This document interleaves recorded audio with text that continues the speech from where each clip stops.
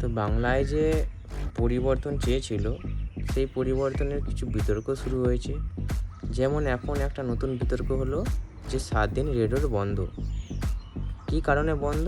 মানে ২১শে জুন আমাদের প্রধানমন্ত্রী নরেন্দ্র মোদী আসবেন। তো তিনি আসবেন, একদিন যোগা করবেন, করে উনি চলে যাবেন। তার কারণে ৭ দিন রেড রোড বন্ধ। এবার জনতার প্রশ্ন হচ্ছে ৭ দিন কেন বন্ধ? আর তার সাথে আরেকটি প্রশ্ন হয়ে গেল যে যখন মুসলিমদেরকে ঈদের নামাজ পড়তে দেওয়া হলো না রেড রোডে, তাদেরকে যখন বিগ গেটে নামাজ পড়তে দেওয়া হলো, তো তাহলে রেড রোড কেন বন্ধ হবে?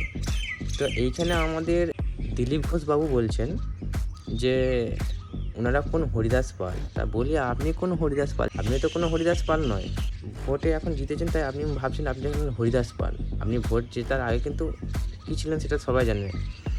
এখন কথা হলো যে যখন আপনাকে কোনো মুসলিম এসে আপনার সামনে যখন কোনো প্রতিবাদ করেনি যে আপনারা কেন রেড রোডে নামাজ পড়তে দিলেন না, আর আজকে আপনারা যোগা ডে করছেন বা যোগ দিবস পালন করছেন, কোনো মুসলিমকে আপনাকে প্রশ্ন করেছে?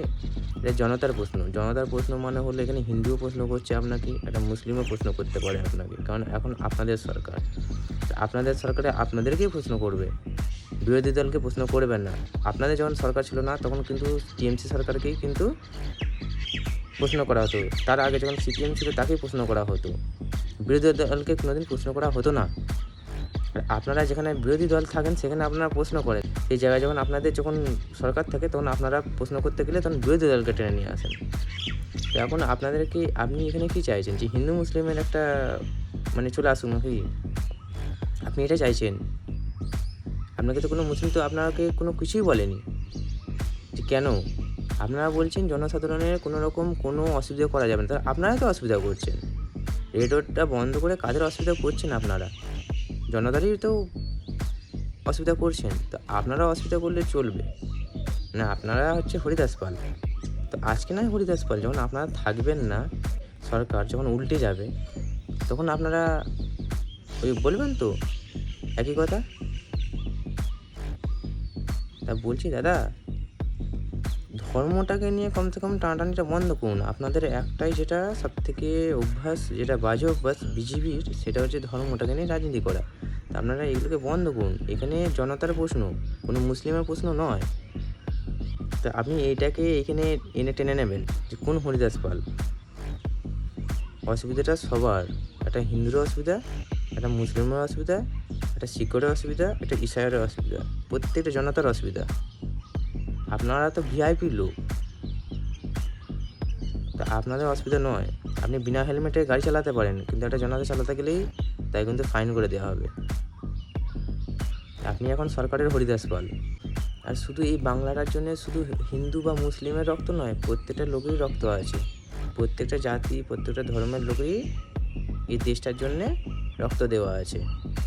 আপনি যদি ভেবে থাকেন যে এই দেশটা স্বাধীন করার জন্য শুধু আরএসএস বিজেপির কোনো যোগদান আছে, এটা আপনি ভুলে যান। আর দেশটা আপনার মতামতে চলবে না, রাজ্যটা আপনার মতামতে চলবে না। রাজ্য দেশ চলে, তার সংবিধান আছে, সংবিধান অনুযায়ী চলবে। তাই সংবিধান প্রত্যেকজনকে সমান অধিকার দিয়েছে।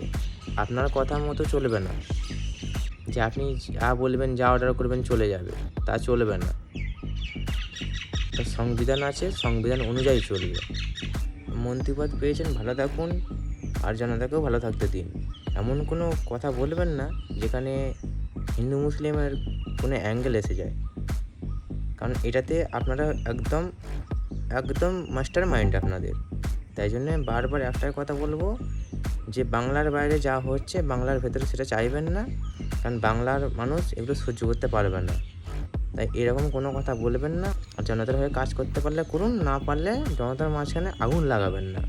কমসে কম কাজ না করতে পারলে আগুনটা লাগাবেন না, জনতাকে ভালো থাকতে দিন, আর আপনারাও ভালো থাকুন।